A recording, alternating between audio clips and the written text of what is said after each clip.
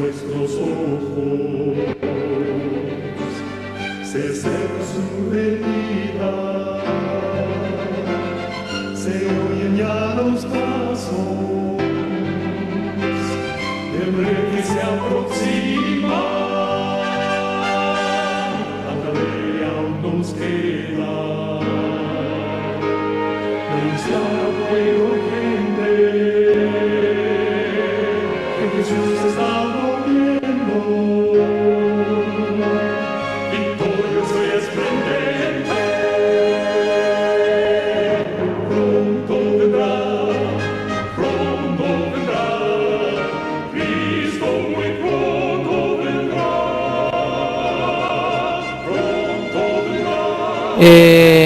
Pues las cosas que están pasando en este mundo deben de llamar nuestra atención, ¿no? Y la manera como ese sistema que la palabra de Dios nos identifica como Babilonia, la grande, ¿verdad? La madre, la ramera. Dice que Juan se quedó sorprendido, dice, se quedó boquiabierto cuando él vio en el capítulo 17 de Apocalipsis, el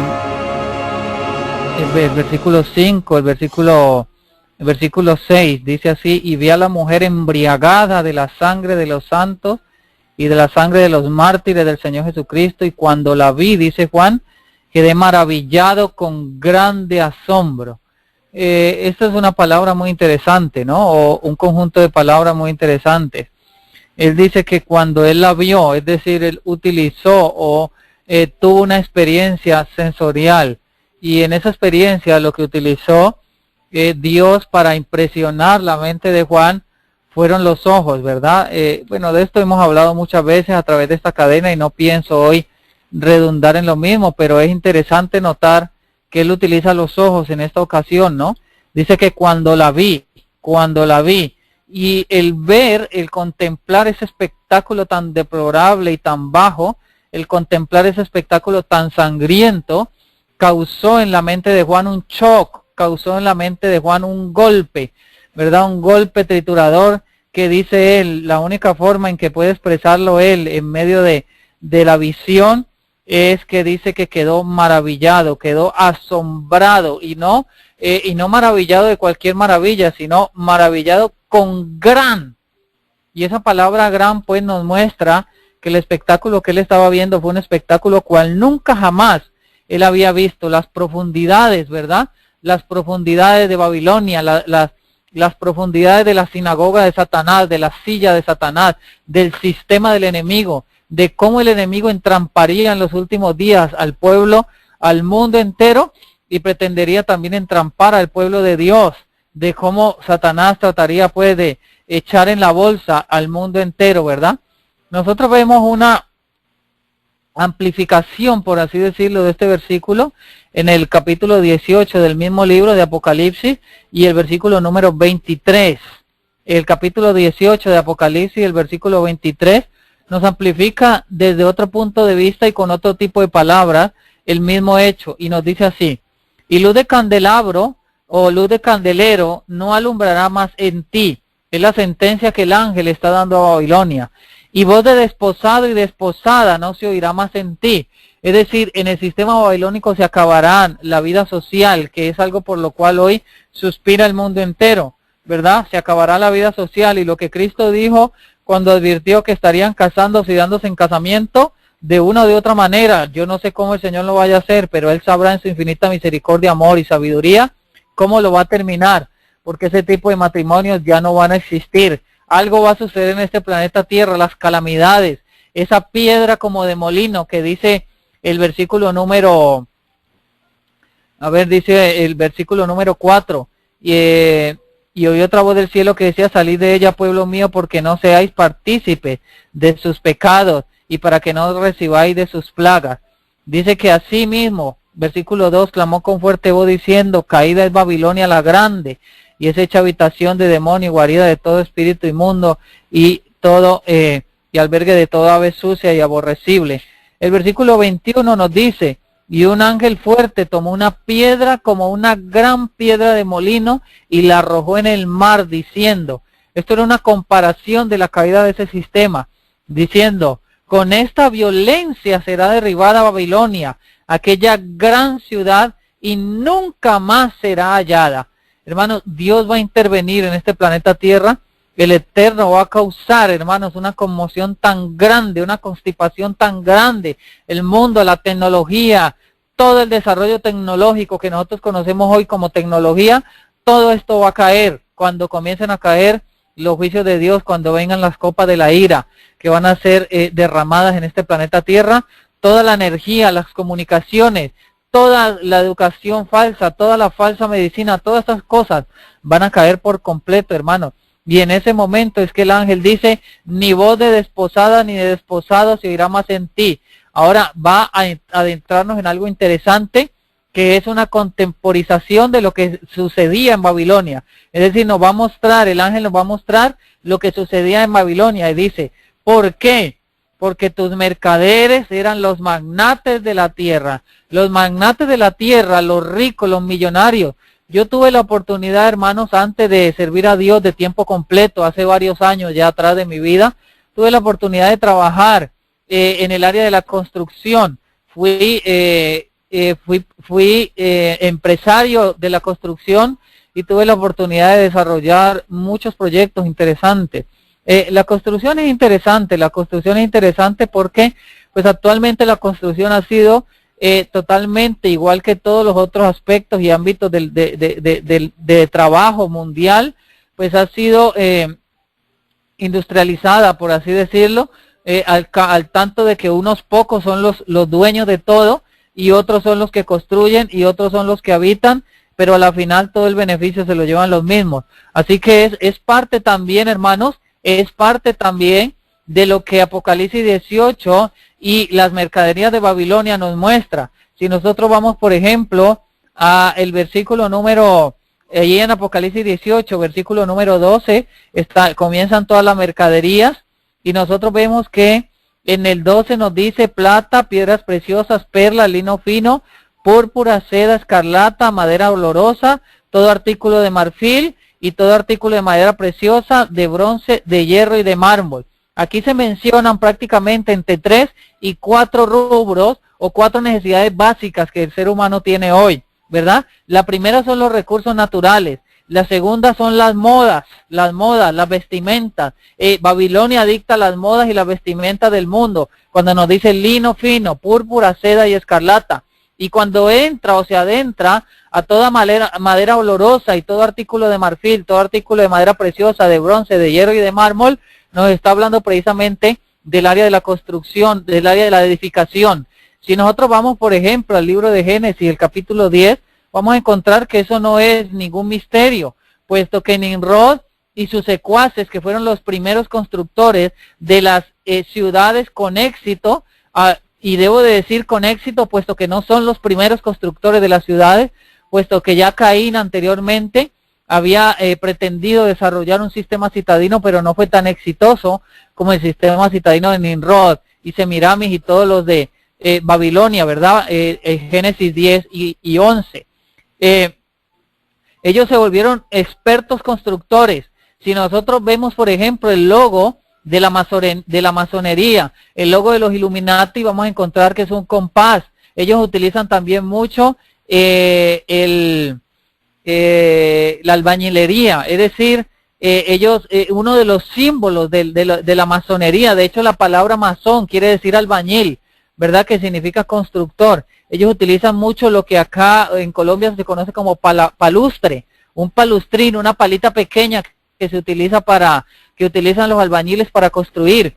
Todo eso es simbología, hermanos. Todo eso es simbología, todo eso nos muestra que ellos están trabajando para construir esa gran ciudad de Babilonia. Y en todo ese marco, pues, nosotros sabemos que la gran ramera tiene mucho que ver, puesto que ella es la que va a quedar dirigiendo el ámbito, entre comillas, espiritual del mundo, y nosotros sabemos, porque la palabra nos muestra, que es el espiritismo moderno, lo que van a terminar, o lo que ya están enseñando y mostrando al mundo entero, ¿verdad? Entonces ahí nos está mostrando que los magnates de la tierra, yo les estaba contando de cuando yo era constructor, es sorprendente ver, hermanos, los multimillonarios que son estas personas que dirigen la construcción. Por ejemplo, si ustedes van al internet, uno de los países con más auge constructivo desde hace unos 10 años para acá es la ciudad de Panamá. El desarrollo de Panamá el año pasado, por ejemplo, llegó a ocupar el puesto número 1 en el desarrollo en cuanto a construcción de rascacielos. Y es que Panamá, siendo tan pequeña, hermanos, actualmente Panamá tiene 4 millones de habitantes aproximadamente solamente. Y cuando les digo Panamá, estoy hablando de todo Panamá, de punta a punta. Así que aquí, esto es un país muy pequeño, ustedes lo pueden ver en el mapa, ¿verdad? Hermanos, el auge de la construcción es un boom inmenso. Cuando el Señor me llamó a mí de allí, hermano, yo tuve que tomar decisiones porque tenía una empresa constituida ya desde varios años atrás y tenía muy buenos contratos, ya había hecho muy buenos contactos y me conocían la empresa y nos daban muy buenos trabajos, pero yo me di cuenta de todas estas cosas. Comencé a preguntarme, por ejemplo, fíjense ustedes que cuando yo estaba en la construcción, hermanos, nosotros construíamos rascacielos. Los rascacielos de aquí de Panamá son rascacielos de arriba de 70 pisos, 100 pisos. Los últimos que están haciendo son de 100 pisos hacia arriba. Y la mayoría de estos edificios no tienen número 13. Vienen hasta el piso número 12 y inmediatamente saltan al piso número 14. Y yo no entendía por qué ellos se saltaban el número 13. Pero resulta que al investigar más profundamente, ahora que conozco todas estas cosas, pues me di cuenta que para los masones, para los Illuminati y para toda esta gente que está en esta sociedad, en estas sociedades secretas, el número 13 pues es un número que importante para ellos. Si vamos al billete, por ejemplo, del dólar, vamos a encontrar que en el águila, por ejemplo, hay 13 estrellas, hay 13 flechas, ¿verdad? Entonces el número 13 es muy significativo para ellos y por eso entonces ellos no lo colocaban en medio de esos edificios, ¿no? Todo esto es parte pues del complot, todo esto es parte del sistema babilónico, ¿verdad? De todas esas hechicerías, que es lo que vamos a estar viendo hoy. Fíjese lo que dice, esos hombres son altamente millonarios, hermanos, son magnates. Y aquí nos está hablando el versículo 23, donde nos dice, porque tus mercaderes eran los magnates de la tierra. Esas personas son mercaderes, en cierto sentido mercadean con algo. ¿Qué es? La construcción. Hermanos, aquí se construyen edificios, rascacielos, y usted va a ver 1 o 2 años después, y están vacíos. No hay nadie que viva allí. Simplemente lo hacen para lavar dinero. Es un sistema de lavado de dinero donde vienen las personas del narcotráfico, vienen las personas de países como Perú, como Colombia, como México, y compran esos apartamentos, pero realmente todo es para lavar dinero, todo es para blanquear lo que viene del narcotráfico. Y ustedes saben pues que uno de los mejores negocios del sistema babilónico, del cártel católico, es precisamente el narcotráfico. Por eso es que luchan contra los narcotraficantes callejeros, por eso es que los persiguen, hermanos, por eso es que en la frontera con México, hermanos, buscan desesperadamente como perros, ¿verdad? Los policías, hermanos, por ejemplo, en el aeropuerto, uno de los aeropuertos más horribles que yo he tenido que vivir en esta experiencia, de todos los aeropuertos que he podido visitar ahorita que paso viajando y predicando la palabra, es el aeropuerto de Bogotá. Y estos policías que cuidan allí, hermanos, son como perros entrenados. Y lo digo en el buen sentido de la palabra, no menospreciando.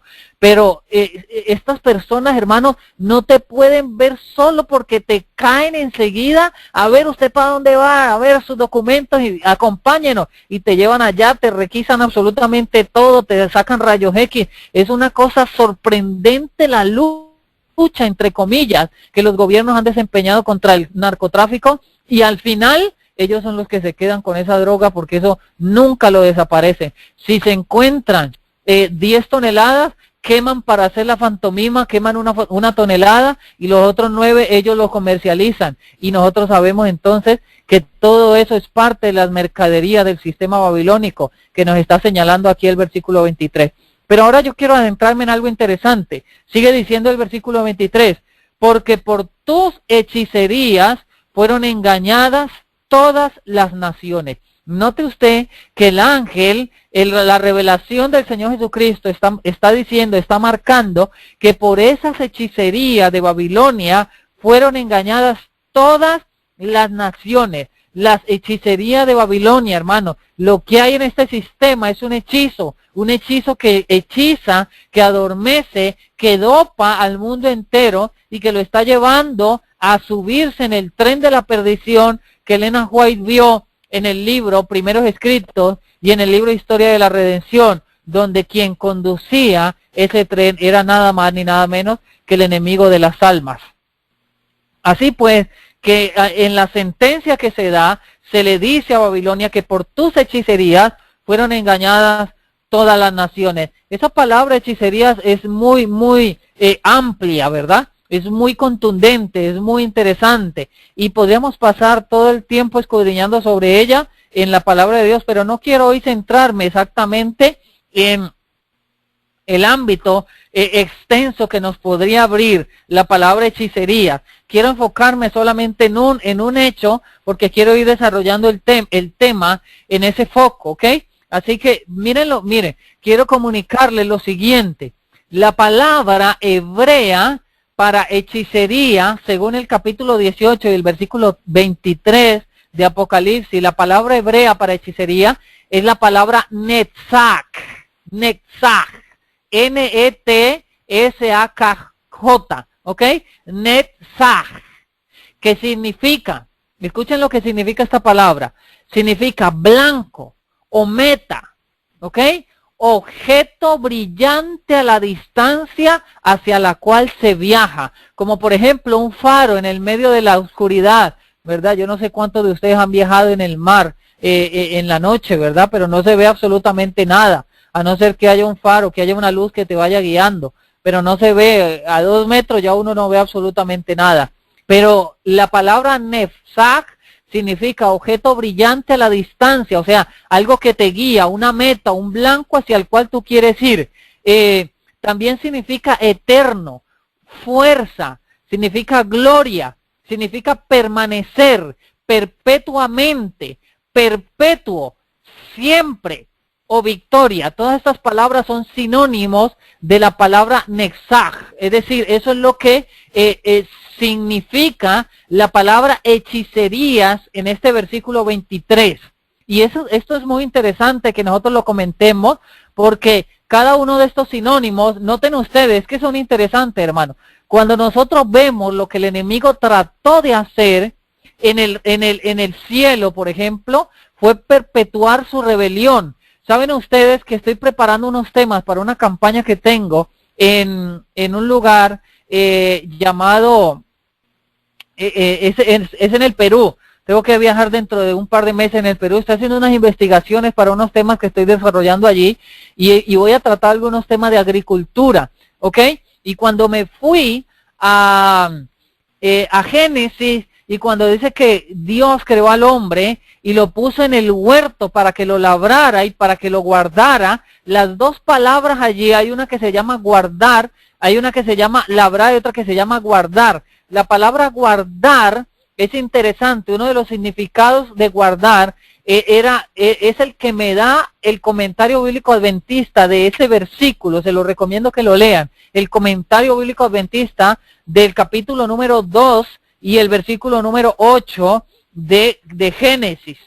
A ver, déjenme ver si es el versículo número, es el versículo número 15, 2.15. Ok, lean el comentario bíblico adventista. Dice allí, ¿por qué Adán tenía que guardar el Edén si no había nada que se comiera lo que él estaba sembrando? ¿Por qué Adán tenía que guardarlo? Actualmente nosotros tenemos que guardar, tenemos que cuidar, tenemos que proteger, ponerle plástico, ponerle malla a los siembros. Pero en ese tiempo no había ni pulgón, ni revoltón, ni habían animales que se vinieran a comer lo que había sembrado, ni nada de esas cosas. Sin embargo, dice que Adán tenía que guardar ese huerto.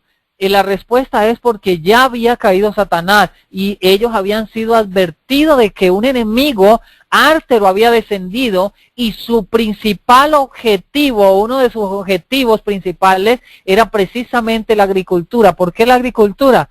Porque Dios cuando creó al ser humano lo hizo en conexión con la agricultura. El hombre está totalmente conectado conectado físicamente con la agricultura, y parte de la deficiencia moral y física que vive hoy el ser humano es debido a que el hombre abandonó esa profesión que Dios le dejó para que desempeñara, ¿ok? Así que eso es muy importante. Entonces, cuando el enemigo planeó la caída del ser humano, lo que él planeaba, dice el libro Historia de la Redención, era que al comer, que al aceptar ellos sus sugestiones y comer de ese fruto, ¿verdad? De ese fruto del árbol prohibido, Satanás no tenía entre sus planes el hecho de que ellos fuesen expulsados del jardín del Edén, sino que él planeaba que ellos siguieran allí en ese jardín del Edén y comiesen de ese árbol de la vida, ¿verdad? Y entonces no muriesen, y de esa manera su victoria fuera perpetua, es decir, de esa manera el pecado se perpetuara, y de esa manera entonces el hombre iba a llegar a ser un hombre pecaminoso, pero eterno. Y eso era lo que Satanás planeaba. De esa manera nosotros vemos que su plan era Netzach, es decir, su plan, según él, era perpetuar el pecado, que el pecado fuera perpetuo, y que su plan o su sistema de gobierno en contra del gobierno de Dios fuera un sistema perpetuo, que durara para siempre y que obtuviera, por la alianza del ser humano con él, que obtuviera la victoria sobre el sistema de Cristo Jesús, nuestro Redentor. Por eso, hermanos, el blanco central del enemigo de las almas hoy somos los cristianos. De hecho, Elena de White dice que si el enemigo pudiera desaparecernos de este planeta Tierra, nos desaparecería literalmente con sus propias manos, hermanos, porque nosotros somos la piedra de tropiezo que ha obstaculizado el plan del enemigo de instaurar ese sistema de pecado en el planeta Tierra. Ahora, nunca el enemigo pensó que Dios iba a dar al hombre la muerte. Nunca. Ahora, con el sistema de la muerte introducido en el planeta Tierra, pues trata de perpetuar, ¿verdad?, el pecado, pasándolo de generación en generación y tentando a los hombres prácticamente desde el vientre de su madre.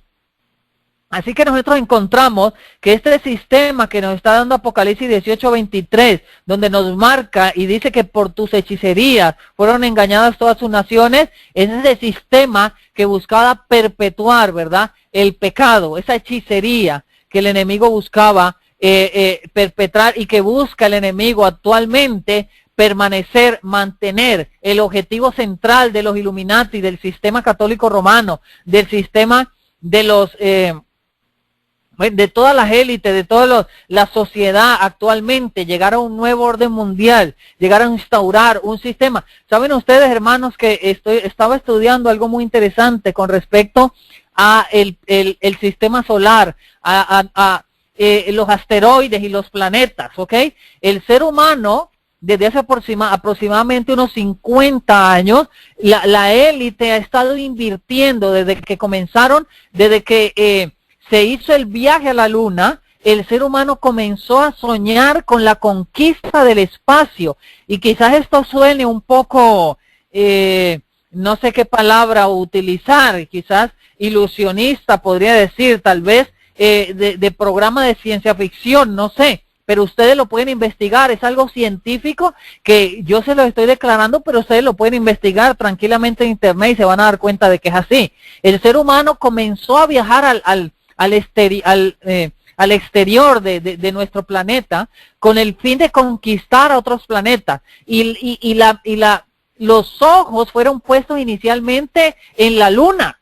¿Por qué en la luna? Porque dice que la luna tiene suficientes minerales para explotarlos, ya que en el planeta Tierra se están perdiendo. Es decir, el hombre busca explotar los minerales y la cantidad de recursos naturales que hay en la luna para traerlos al planeta Tierra, en vista de que los que hay aquí se están acabando. Pero no solo eso, en el afán por conquistar el espacio, el hombre también ha planeado viajes a Marte y eso lo están haciendo paulatinamente, hermanos, paulatinamente. No crean que eso se ha detenido, lo que pasa es que es algo que ya prácticamente ha pasado de moda y nosotros no le ponemos casi cuidado. Pero el ser humano, la élite mundial y los grandes magnates de la Tierra siguen invirtiendo cantidad de millones de dólares en llegar a conquistar el espacio. ¿Por qué?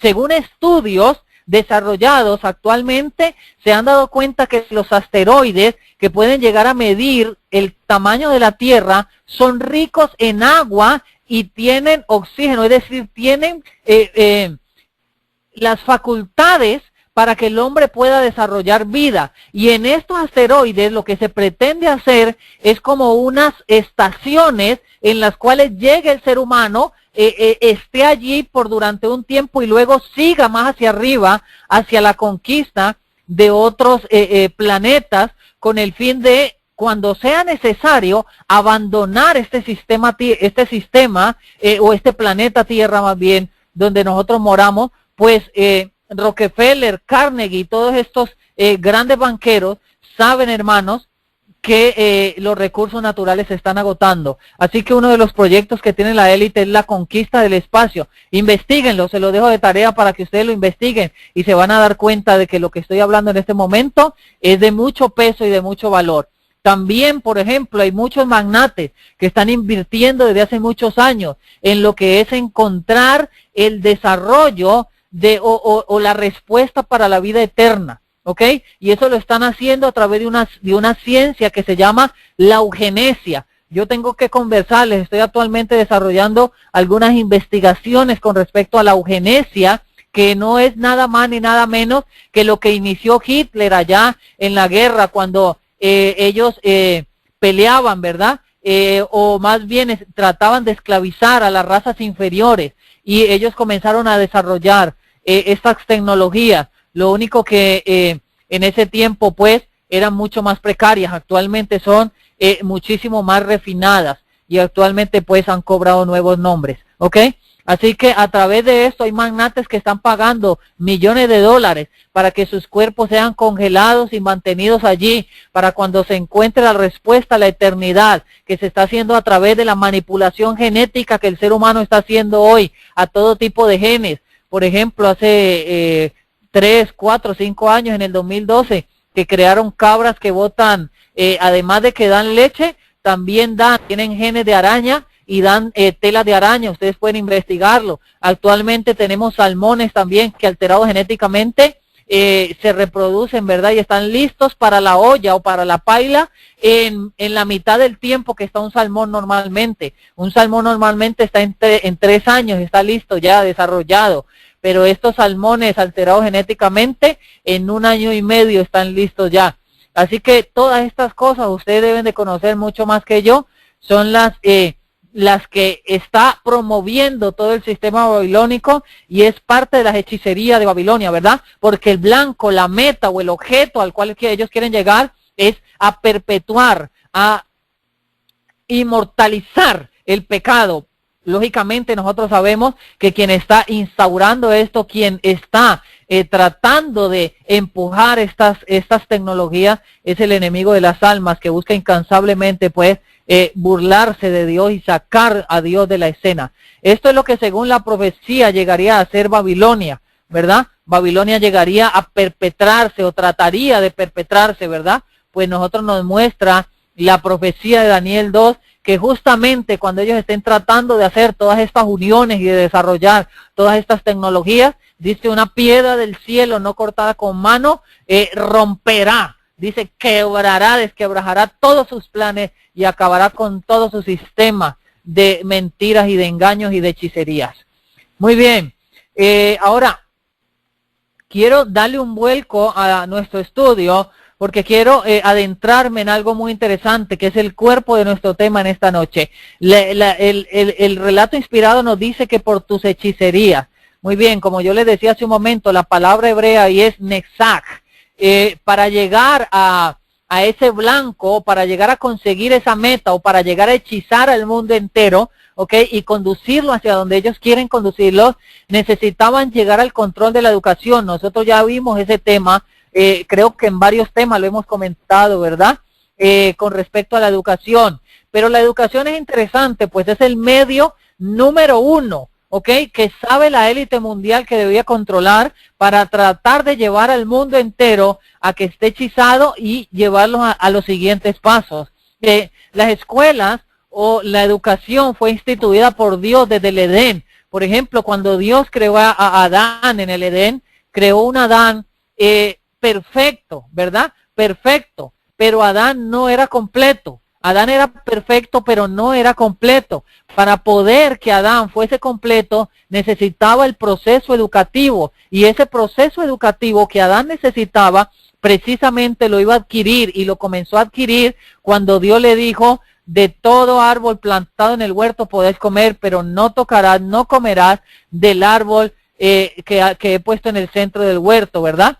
Y esa era la primera lección que Adán tuvo que aprender, la lección de la educación. Enseguida, pues, Adán tuvo que ponerse a analizar todos los animales y a ponerle nombre. Y eso fue otra clase interesante de zoología que Dios le dio a Adán.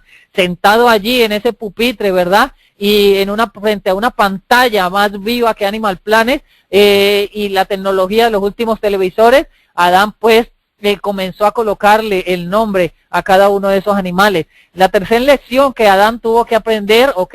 Y fue entrelazada con la segunda, fue la agricultura. Y la agricultura estaba directamente entrelazada con la educación. Así nosotros vemos que Dios instituyó la verdadera educación a través, pues, del Edén, ¿verdad? Pero en un periodo, luego de Adán, dice que Dios instituyó la escuela de los profetas. En estas escuelas, en las escuelas de los profetas, eran el medio provisto por Dios para la educación de su pueblo. Esta verdadera educación fue el medio que Dios usó para tratar de llevar a su pueblo en un tiempo de terrible apostasía a la santidad nuevamente a la santidad. Recuerden ustedes que el pueblo de Dios sale de Egipto, ¿verdad? Sale con la mente amoldada, con el cerebro lavado prácticamente por tantos años de servidumbre, por tantos años de perdición en medio del seno del pueblo de Egipto. Salen contaminados completamente y ahora Dios entonces se propone volver a transformar ese pueblo en un pueblo santo y lo introduce a través de un sistema educativo que iba a lograr que sus mentes fuesen limpiadas nuevamente. Y en medio de todas las instituciones que Dios dio por ese desesperado intento de borrar de la mente de su pueblo la esclavitud y la idolatría y todo lo que había sucedido en medio de ellos, ¿ok? Todo lo que habían aprendido, nosotros encontramos pues precisamente las escuelas de los profetas. Vamos a leer un poco la palabra de Dios. Y vamos a ver Segunda de Reyes en este momento. Y vamos a leer capítulo 1. Segunda de Reyes, capítulo número 1. Me acompañan allí un momento, hermanos, si son tan amables. Segunda de Reyes, capítulo 1. Y vamos a leer algunos versículos, ¿verdad? Vamos a leer algunos versículos. El contexto de este pasaje es que después de la muerte de Acab, recuerden, un tiempo de gran apostasía, cuando Acab y Jezabel reinaban sobre el pueblo de Israel, ¿verdad? Pero después de que murió Acab, se rebeló Moab contra Israel y Ocosías cayó por la celosía de una sala de la casa que tenía en Samaria, y estando enfermo, este hombre, hermanos, cayó por la celosía, cayó por el balcón de una casa que tenía en Samaria, y esa herida fue muy profunda, fue muy tremenda para él, y se enfermó gravemente. Y en medio de la gravedad de su enfermedad, en vez de buscar al Eterno, en vez de buscar a Yahweh nuestro Dios, este hombre lo que hizo fue que envió mensajeros y les dijo: id y consultad a Baal Zebú, Dios de Cron, si he de sanar de esta mi enfermedad. Entonces este hombre lo que hizo fue que envió mensajeros a un pueblo pagano para que consultaran al Dios de ahí, que se llamaba Baal Zebú, Dios de Cron, y que le preguntaran si él había de sanar o no. Entonces el ángel de Jehová habló a Elías Tisbita diciendo: levántate y sube a encontrarte con los mensajeros del rey de Samaria y diles: ¿acaso no hay Dios en Israel para que vayáis a consultar a Baal Zebú, Dios de Ecrón? Aquí entra otro personaje muy importante, ¿verdad? y nada más ni nada menos que Elías Tisbita. Recuerden ustedes que las escuelas de los profetas fueron instituidas o fueron principalmente desarrolladas por Samuel. Él fue quien fundó las escuelas de los profetas en ese momento de grande apostasía, pero luego fueron continuadas por Elías, ¿ok?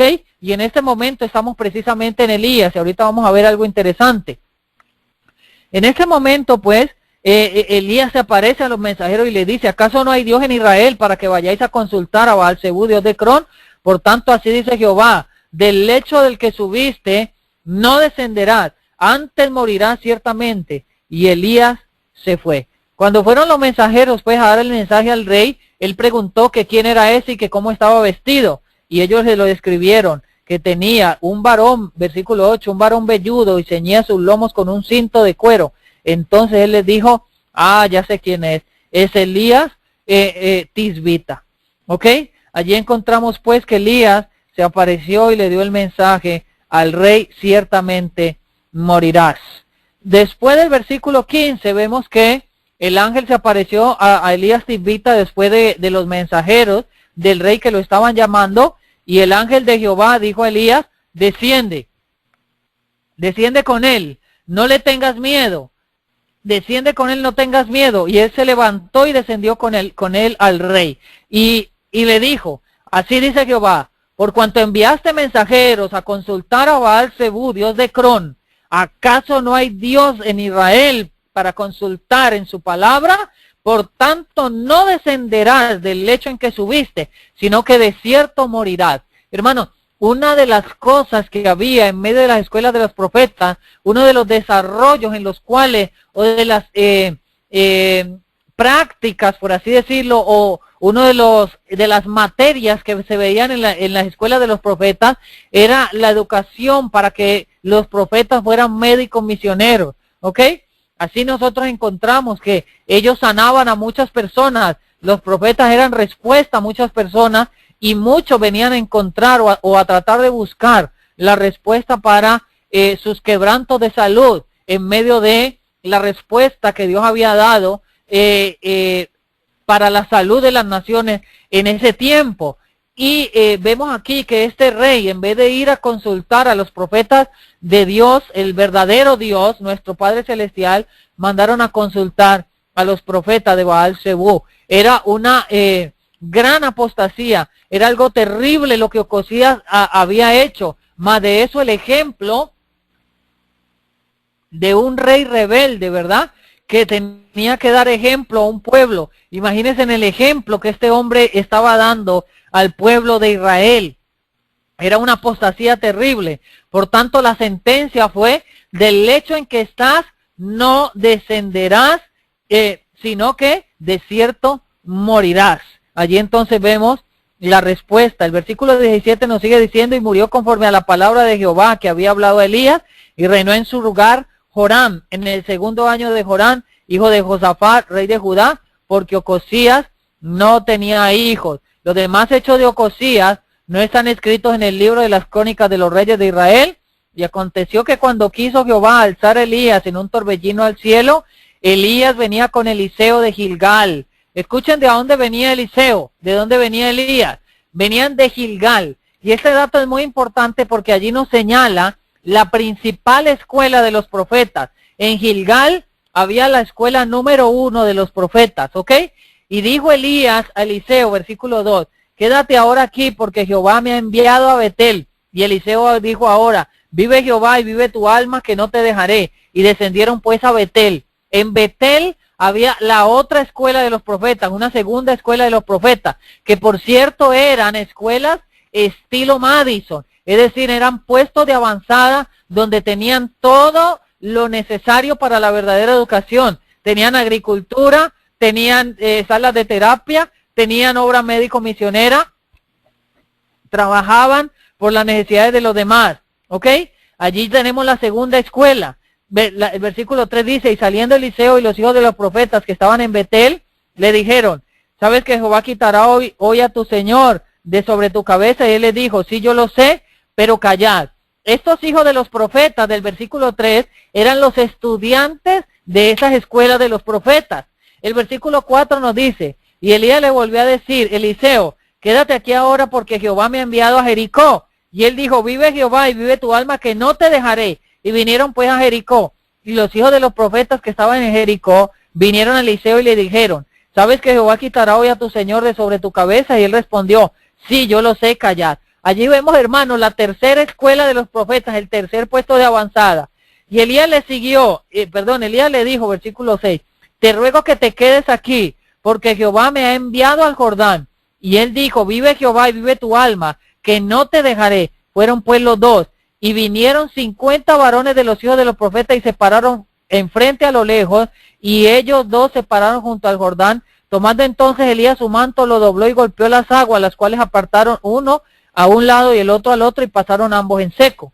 Y sucedió que cuando habían pasado, Elías dijo a Eliseo, pide lo que quieras. Y allí ustedes ya conocen el resto del el resto de la historia. Eliseo pidió una doble porción del Espíritu. Y él le da pues la sentencia. El versículo 12 nos dice, y viéndolo Eliseo clamaba, Padre mío, carro de Israel y su gente de a caballo. Y esta es una de las expresiones más lindas, hermanos, personalmente, humildemente, que en mi opinión yo encuentro en la palabra de Dios. Padre mío, carro de Israel y su gente de a caballo. Una expresión, hermanos, que a mí me llena de júbilo, me llena de gozo y me inspira para continuar. Y es que, hermanos, en ese tiempo, el que tuviese un carro, el ejército que tuviese carros era un ejército poderoso, era un ejército potente. Es como decir hoy, un ejército que tenga drones, tal vez, ¿verdad? Ya no puedo decir aviones y helicópteros porque los derriban con misiles, pero un dron prácticamente que no se ve, es tripulado a control remoto y lanza bombas de un lado para otro. Un ejército que llegue a tener un armamento como eso. Por eso el ejército de los Estados Unidos es uno de los ejércitos más temidos mundialmente. El ejército de Rusia, porque sus armas son muy desarrolladas. Y en ese tiempo, pues, el ejército que tuviera carros, hermanos, era un ejército que tenía mucho poder. Si nosotros vamos, por ejemplo, hay un relato en Samuel donde muestra que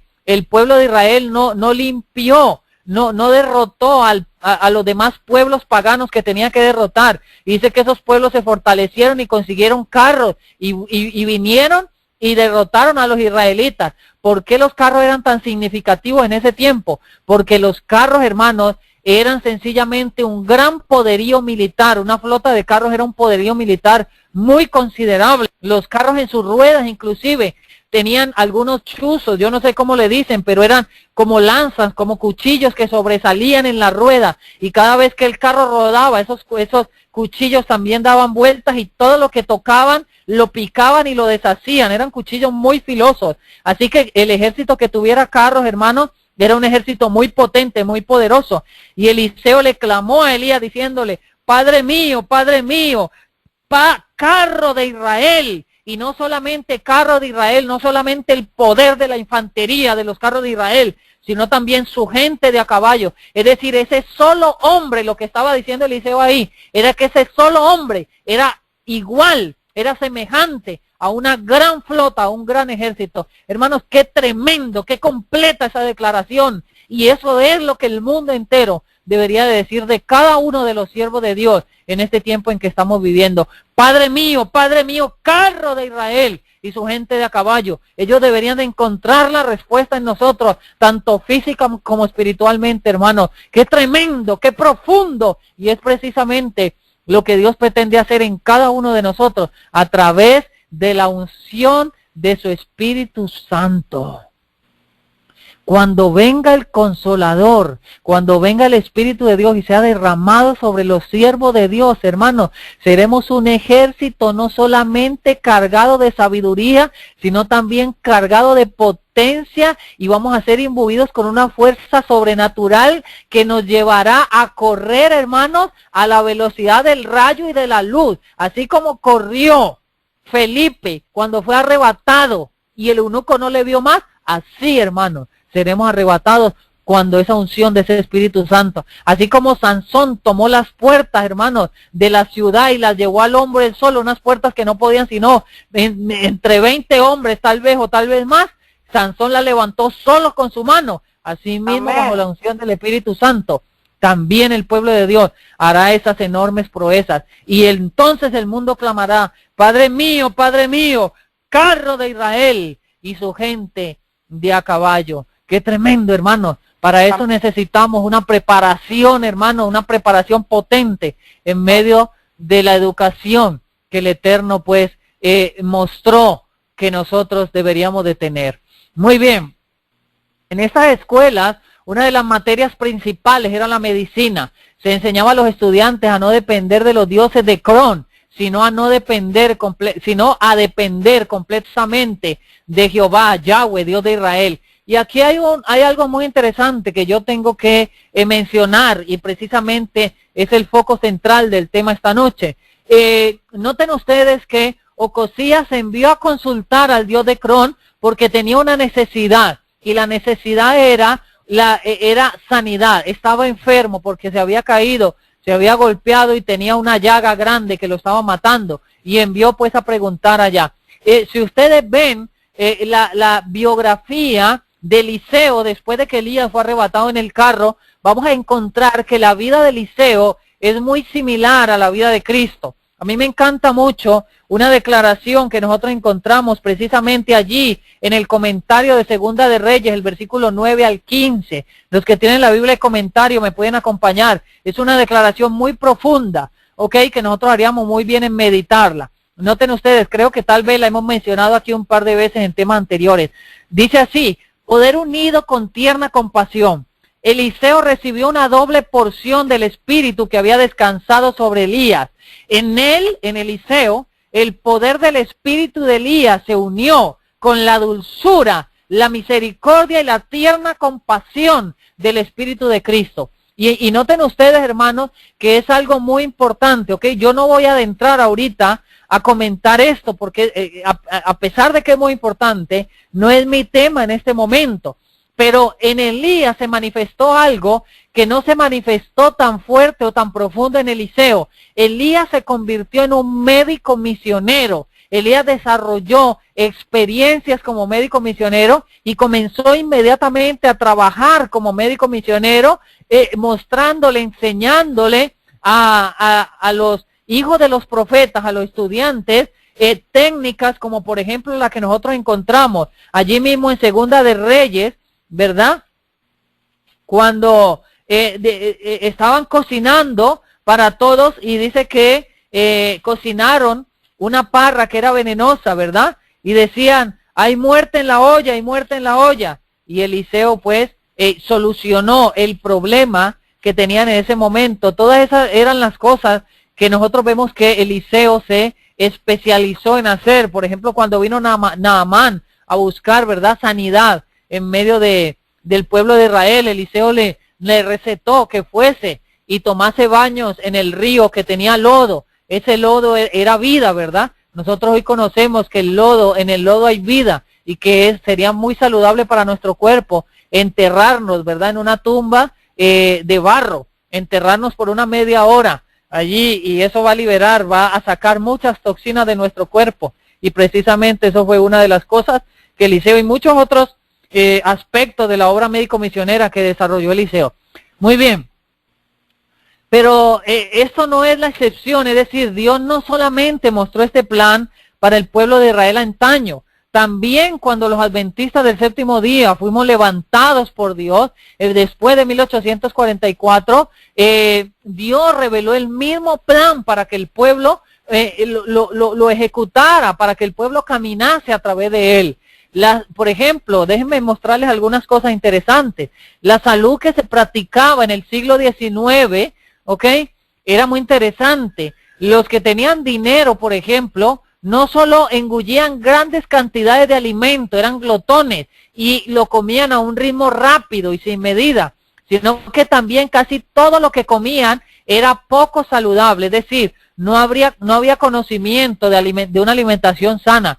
Las frutas y las verduras, por ejemplo, eran evitadas por muchos que creían que la epidemia del cólera mortal de 1832 había sido producida por las frutas. Y yo recuerdo hasta que yo era un niño prácticamente que salían las propagandas, lave muy bien sus frutas, lave muy bien, cocínelas muy bien, porque pueden causar cólera, ¿verdad? Esto viene desde allá, desde el siglo número 19.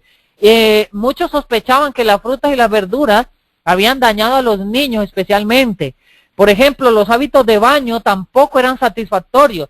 La mayoría casi nunca se bañaba y algunas autoridades decían que los estadounidenses promedio de la década de 1830 nunca se bañaron en toda su vida.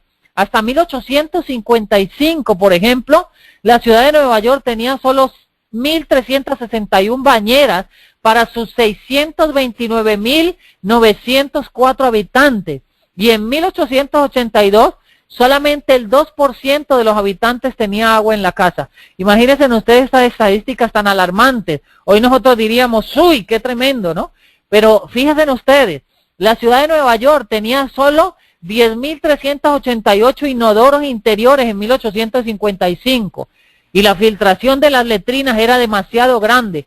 En cuanto a la basura, las ciudades no tenían ningún sistema para procesar la basura. La mayoría terminaba en la calle tirada para que los cerdos que corrían libremente por la calle las osaran. La ciudad de Nueva York tenía en la década de 1840 cientos de cerdos para limpiar la ciudad. Miles de cerdos caminaban libremente por en medio de las calles y entre los cerdos y los perros eran los que se comían la basura, ¿verdad? Que la gente producía.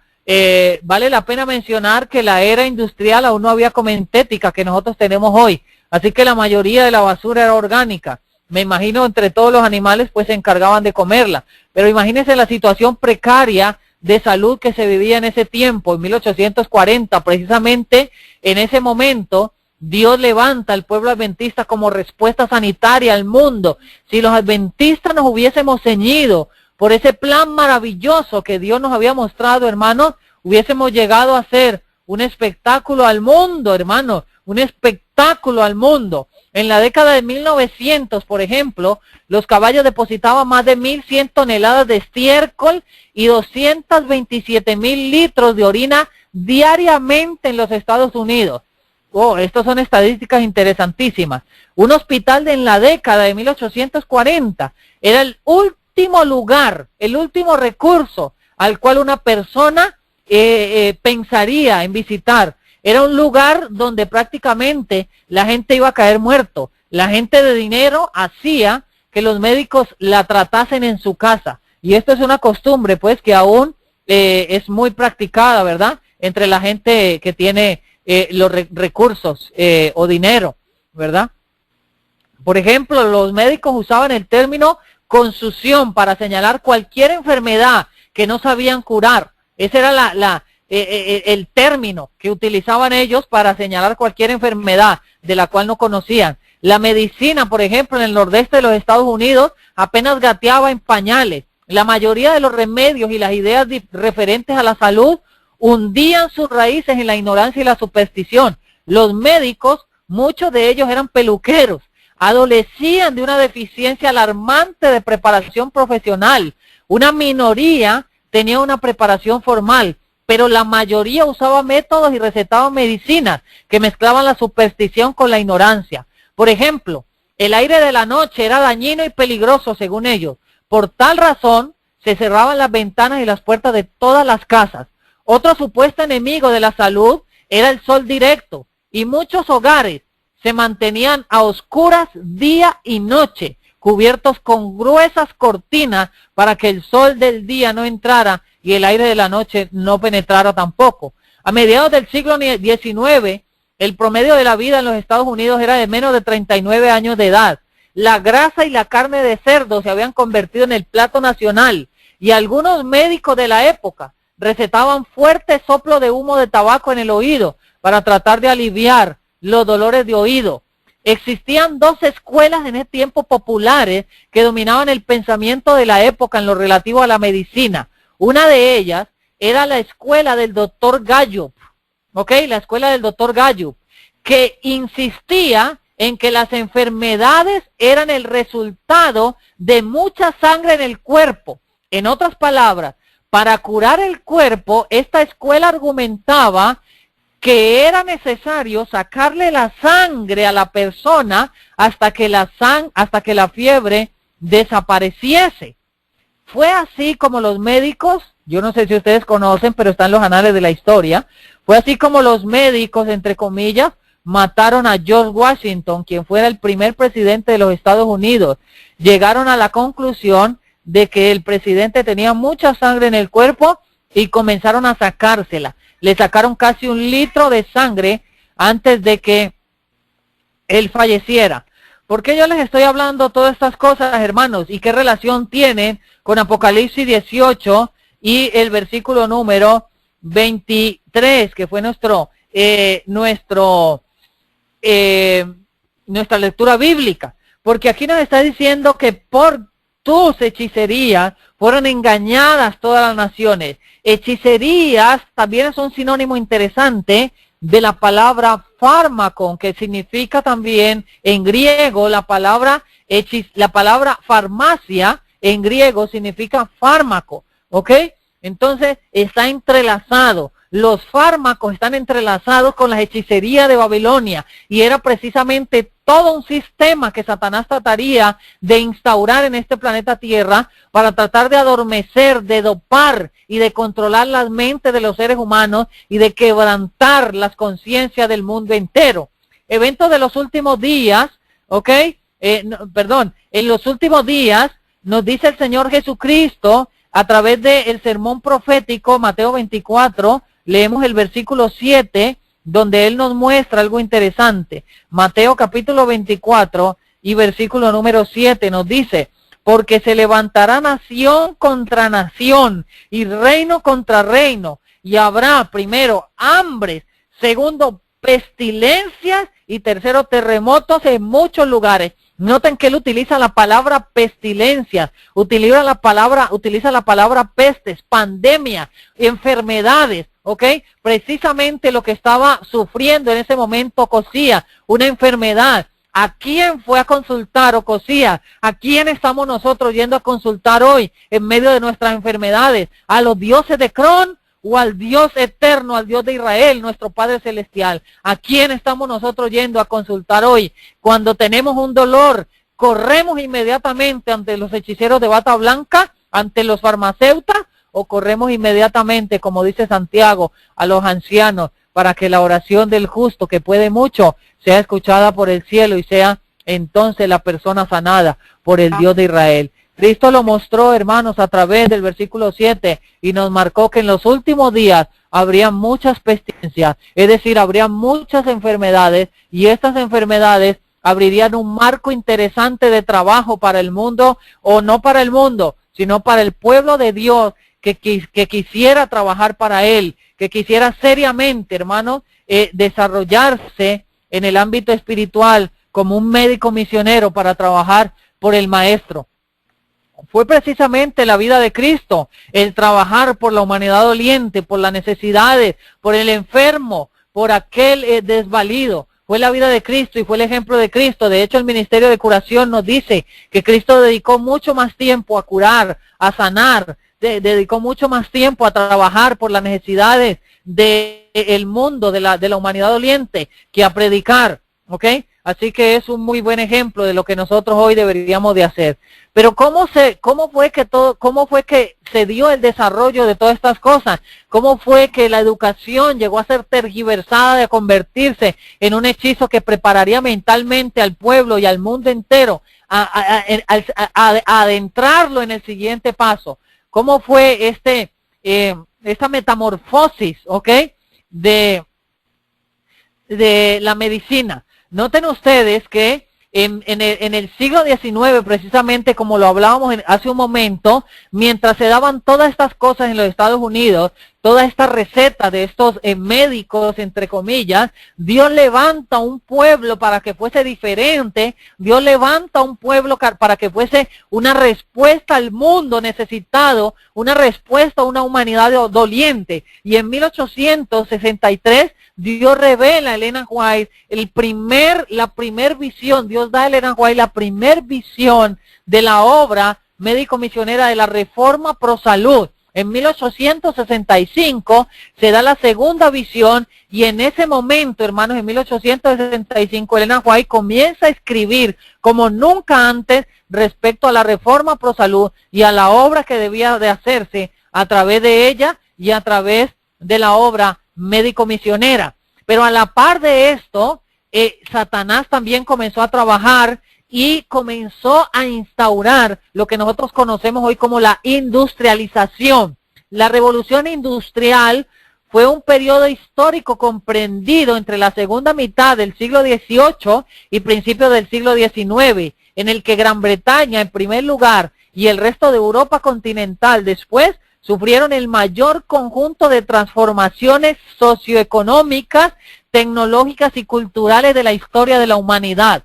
La industrialización surge como consecuencia directa de la intervención de la máquina de vapor, pero también influyó decisivamente los cambios jurídicos en la propiedad, el incremento del comercio y la competitividad entre países como Gran Bretaña, Alemania y Francia. Los motores de la industrialización fueron la minería, la metalurgia y la química. Fíjese, las tres cosas que fueron motores de la industrialización, que cambiaron por completo. Ahora ustedes me dirán, ¿pero qué tiene que ver la industrialización con la obra médico-misionera? Ya enseguida van a comprender ustedes qué es lo que tiene que ver una cosa con la otra, ¿ok?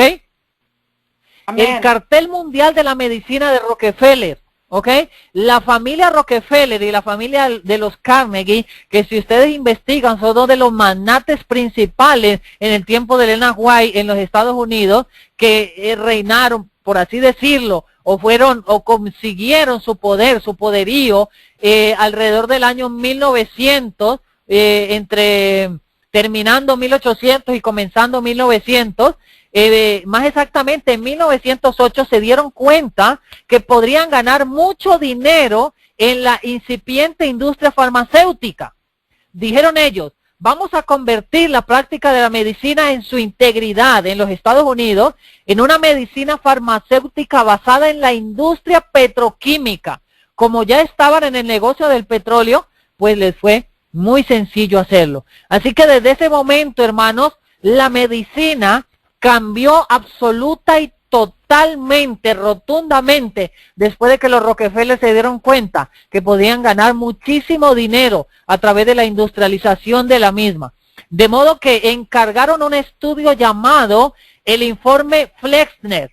Este hombre fue un gran estudioso llamado Abraham Flexner, un gran estudioso según el mundo. Les recomiendo que estudien qué es el informe Flexner. Búsquenlo en internet, descárguenlo y estúdienlo, porque a través o después de este informe, la medicina nunca volvió a ser lo mismo, ¿ok?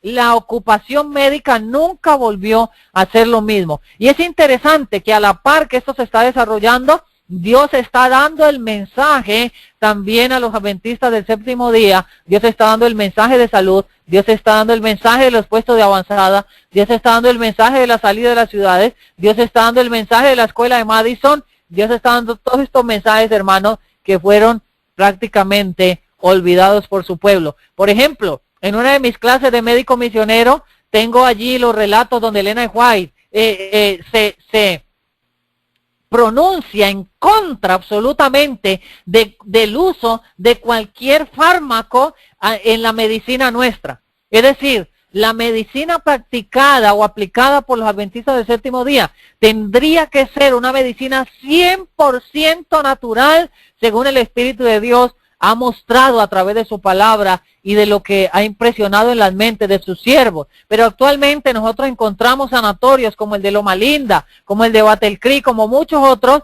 que utilizan la industria farmacéutica, ¿ok?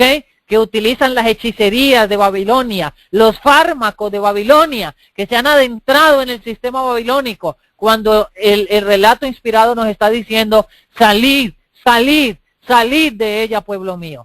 Muy bien, el informe Flexner dio como conclusión, o las conclusiones de ese informe, destruyeron todas las formas tradicionales de medicina que se practicaban por entonces en los Estados Unidos, afirmando que éstas carecían de valor y no eran científicas.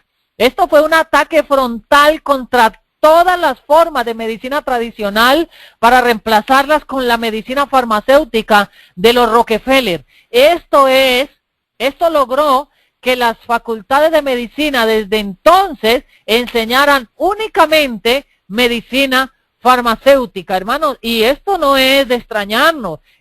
Ustedes, yo creo que muchos lo han vivido, cuando van del médico y les preguntan, uy, pero ¿qué tomaste? ¿Qué consumiste? ¿Que han bajado tus niveles? Y la persona le dice, no, pues lo único que tomé fue leche de alpiste. Y ellos dicen, no consuman esas locuras, no consuman esas cosas, porque eso no cura. No, pues lo único que tomé fue un té en efusión, ¿verdad? De árbol de pepa de pan, por ejemplo, que se lo escuché al doctor Damián hace unos días, para bajar los triglicéridos y una cantidad de cosas que sirve el árbol de fruta de pan, la hoja, ¿verdad? Y el fruto también sirve para la diabetes y muchas otras cosas más.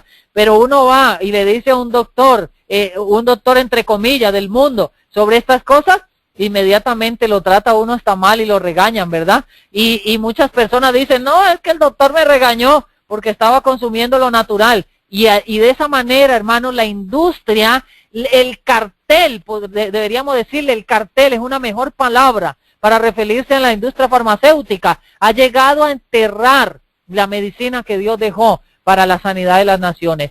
Fue una conquista comercial del sistema médico, o sea, una conquista industrializada, una industria. Vieron la élite mundial que a través de la salud podían llegar a institucionalizar el negocio, o uno de los negocios más grandes, acompañado con la alimentación, podían llegar a montar o formar un monopolio inmenso y gigantesco. Con los años, hasta el punto actual en que bajo la nueva ley de sanidad se ha lanzado un subrepticio programa para describir todos los tratamientos, para prescribir todos los tratamientos permitidos, para los diagnósticos permitidos, para todas las enfermedades y trastornos, como en un mapa gigante. Si estás en el Sistema Nacional de Sanidad, tendrás que pasar por ello. Tendrás que tomar la medicina correspondiente. Si la rechazas o no estás de acuerdo, se pueden poner pequeños transmisores en la medicina para comprobar si te la tomas o no. Nos veremos encerrados en un sistema inaugurado por los Rockefeller en los Estados Unidos y extendido a todo el mundo y promocionado por la única práctica médica posible. Es decir, hermanos, esto es algo totalmente monstruoso. Este cartel de la medicina es un conjunto de instituciones y organizaciones, algunas de ellas estatales y otras no, que tratan de meter a toda la humanidad del planeta en un sistema de asistencia médica desde la cuna hasta la tumba.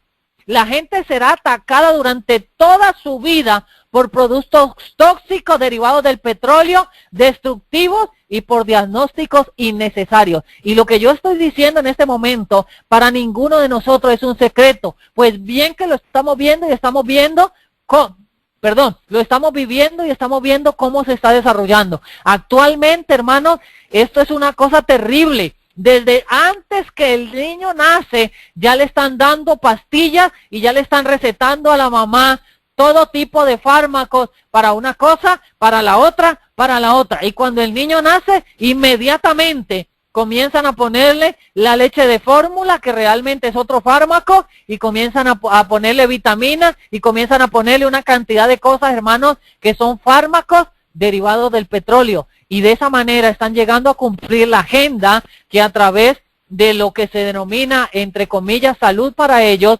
pretenden adentrar al mundo entero. Es decir, darles tóxicos desde que nacen hasta que mueren. Por ejemplo, un estudio realizado en Inglaterra muestra que el promedio de una persona, en promedio, en toda su vida, toma alrededor de 14,000 pastillas, contando únicamente, claro, las prescriptas, ¿ok? Las que el médico le ha mandado, 14,000 en toda su vida. Pero si no se contara las 14,000, sino que se contara todo lo que consume, nos daría 40,000 pastillas durante toda su vida. 40,000 pastillas por cada persona en un estudio realizado en Inglaterra, hermano. Increíble. lo que necesita la élite son poblaciones tan débiles como sea posible. Y resulta que la manera más eficaz de conseguirlo es drogando masivamente a estas poblaciones, y esto se consigue mediante la medicina farmacéutica, y es exactamente lo que está ocurriendo en todo el mundo actualmente. Por eso la élite hoy levanta y levanta pandemias para inventar e inventar más y más y más vacunas y más y más y más fármacos y más derivados del petróleo.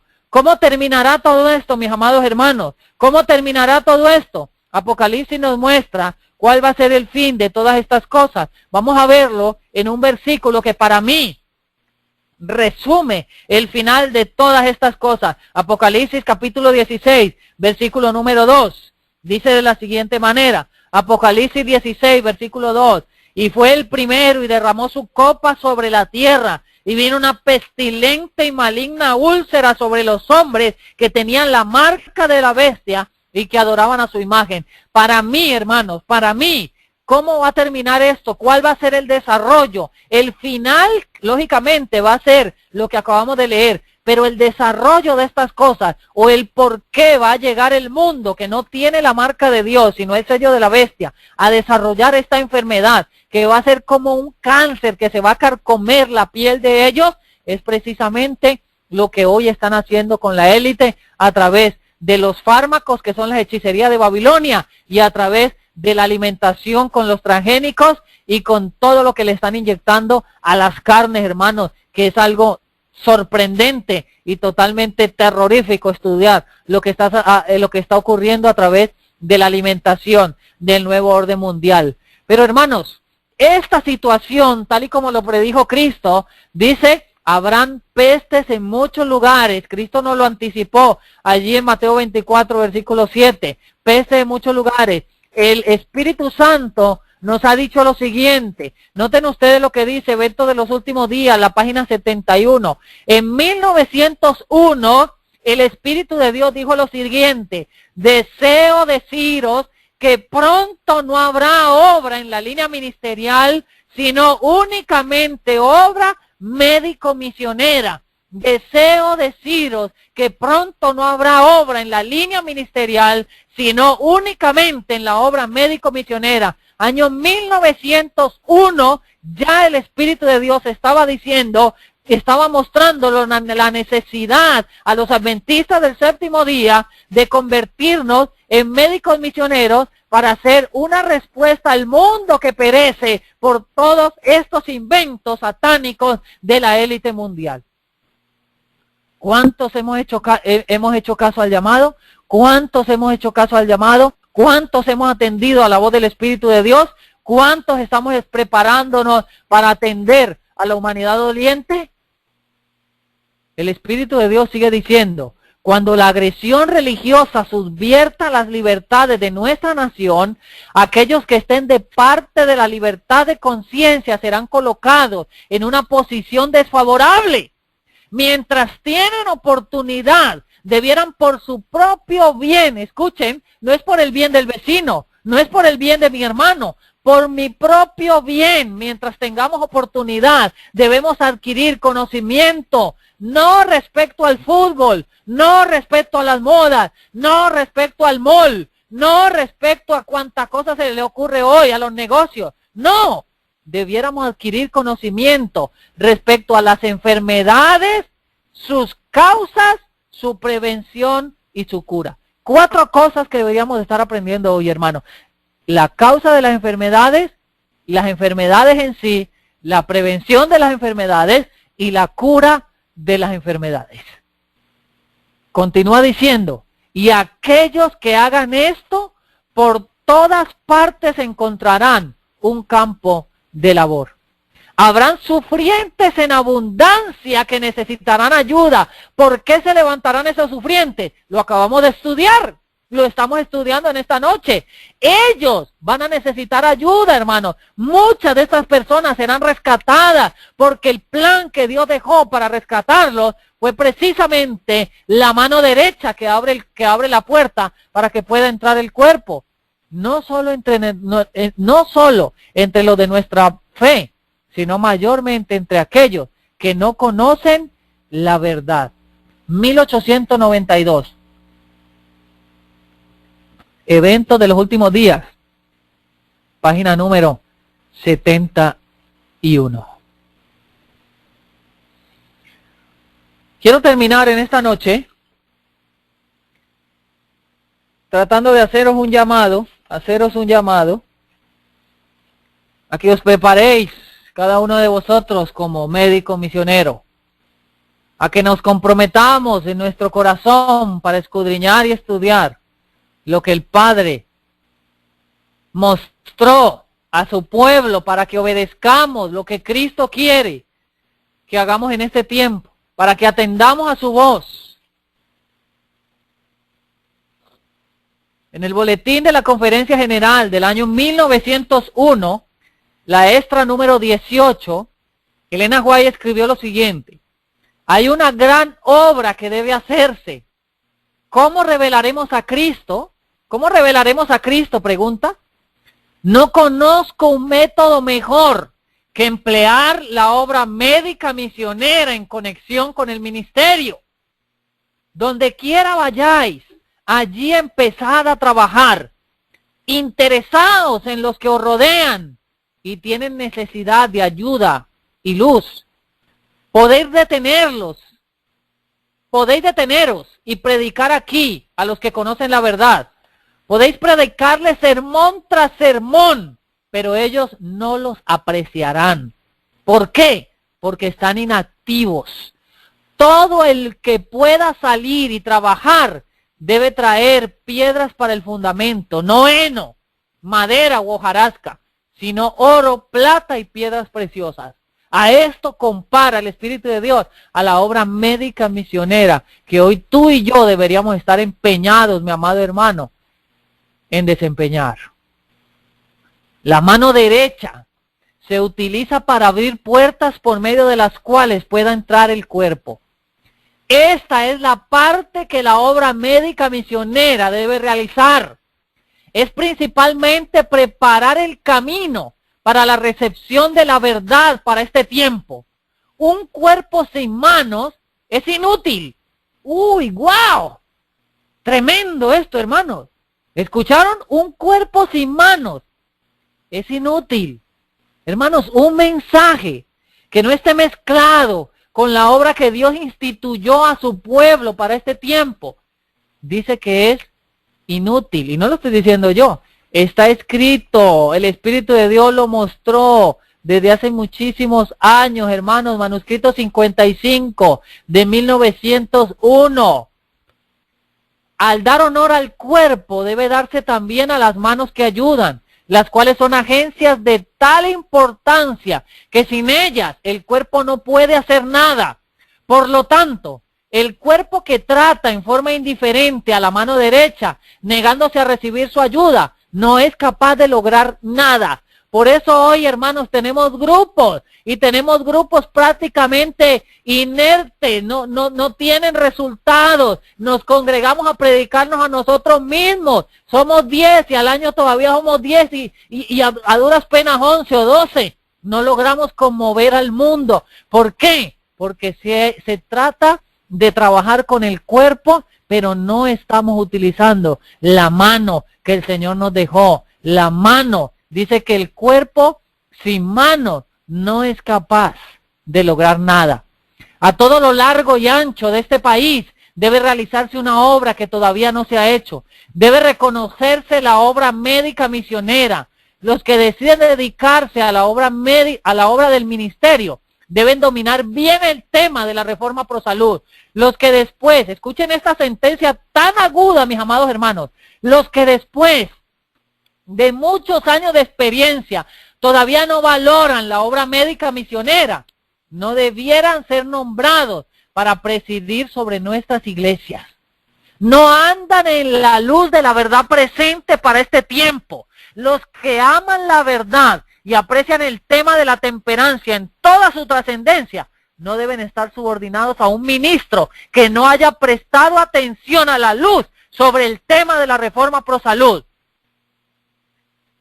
¿qué ayuda puede ofrecer a una iglesia un hombre que no anda en la luz? Uy, qué tremendo esto, hermanos, qué cita tan aguda. Dice que nosotros no deberíamos de estar subordinados a un ministro que no haya prestado atención a la luz sobre el tema de la reforma pro salud. ¿Qué ayuda puede ofrecer un hombre que no anda en la luz, que no practica la reforma pro salud, que no se está entrenando y no despierta al pueblo a entrenarse como médicos misioneros? Termino con esta cita. Leed las escrituras con cuidado, manuscrito 55 de 1901, y hallaréis que Cristo utilizó la mayor parte de su ministerio para restaurar la salud del doliente y el afligido. Así devolvió a Satanás la deshonra del mal que el enemigo de todo bien había originado. Satanás es el destructor, Cristo es el restaurador, alabado sea su santo nombre. Y en nuestra tarea como colaboradores con Cristo tendremos éxito si obramos siguiendo directivas prácticas. Ministros, no circunscribáis nuestra labor a dar instrucción bíblica. Ministros, no os limitéis únicamente a dar instrucción bíblica. Haced obra práctica. Tratad de restaurar al enfermo, a la salud. Este es el ministerio verdadero. Recordad que la restauración del cuerpo prepara el camino para la restauración del alma. Y dicho sea de paso, cuando está diciendo ministro, no se refiere únicamente a los pastores o a los teólogos. Está hablando a cada uno de los que ministramos la palabra de Dios, mis amados hermanos, haciéndonos un llamado a la obra médica misionera, la mano derecha del mensaje que hoy más que nunca deberíamos de estar utilizando para abrir las puertas de los corazones de un mundo que perece sin Cristo y sin salud. Que el Señor les bendiga en esta noche, que Dios les guarde en su divino amor y conforme a su gran voluntad de amor, pronto podamos vernos, si no aquí, pues allá en las mansiones celestiales. Dios les guarde, amados hermanos. Pastor, si puede hacer una oración, por favor. Oramos. Bondadoso Padre que está en los cielos, gracias por habernos permitido escudriñar su santa palabra. Hemos identificado a través del estudio de su palabra, a través del estudio de los anales históricos, el plan maravilloso que usted reveló desde Adán y Eva, pasando por su pueblo Israel, también pasando por su pueblo adventista del séptimo día hasta nuestros días. Usted ha revelado que la mano derecha es la que ha de abrir la puerta de los corazones. Usted ha revelado, Padre eterno, que la obra médico-misionera es parte integral del mensaje, es parte de este precioso mensaje que usted nos ha dejado, de ese legado precioso que usted nos ha dado. Padre amante, sin embargo, muchas veces se ha desconocido o se ha ignorado. Ayúdanos, Padre, como restauradores, como reformadores, a llamar la atención del pueblo, a instruir al pueblo con respecto a la necesidad de despertar a la obra médico-misionera. Ilumine la mente y en los pasos de cada uno de los que nos hemos dado cita en este lugar esta noche para escudriñar su palabra.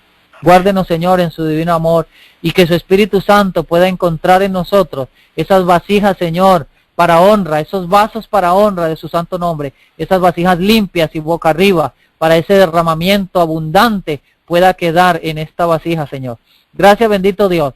En sus manos nos colocamos y que pronto, conforme a su voluntad, podamos volver a estar juntos. Dios les bendiga, Dios nos guarde, en el nombre de Jesucristo lo rogamos. Amén y amén.